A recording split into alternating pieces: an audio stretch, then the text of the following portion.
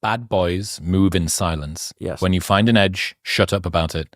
Talking invites competition. Competition destroys profits. So I grew up listening to hip hop, and the interesting thing about my obsession with like maxims and memorable things, like I think a lot of that came from, it's not like I read poetry when I was younger. I listened to hip hop, and like they're very poetic, and they have lines in there that you just remember. Yep. That's from Biggie Smalls, Bad Boys Move in Silence.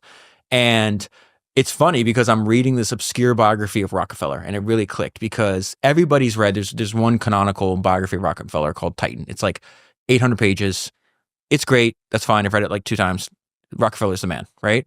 But I went through the biography or the bibliography, and I discovered books were made out of books. And so I found this obscure biography published in like 1970. And now you try to get the book, and it's like $4,000 because all these books are out of print. And it's in there, and it's 250 pages, right? There's a longer thing here where I think it's slothful not to compress your thoughts. That's like Churchill would say stuff like that. What was that thing about, sorry, I wrote you such a long letter. If I'd only had more time, I could have written you a shorter one. I think it's disrespectful to people to not, like, think about if you want a high value audience and you're saying, hey, I can tell a story in an hour and a half, or I could tell a story in 45 minutes, but I took an hour and a half. I just stole 45 minutes of your life that you're not getting back, times that by however many people. Like, I spent an entire day, I mean, you've talked about this privately.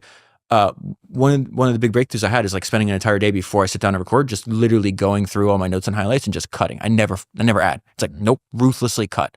Try to respect the people's time. But anyways, I think authors should do that. I like Titan. Do I need to know what the furniture's like in his grandfather's house? No, I do not. I want to know how he built maybe the greatest business has ever existed. And so this book is 250 pages of how he built Standard Oil. It's called John D., the Founding Fathers of the Rockefellers. I know friends that have literally bought the book because they heard the episode, and they spent $2,000 because it's like, this is the guy. Like, there's an idea worth billions in a $2,000 history book.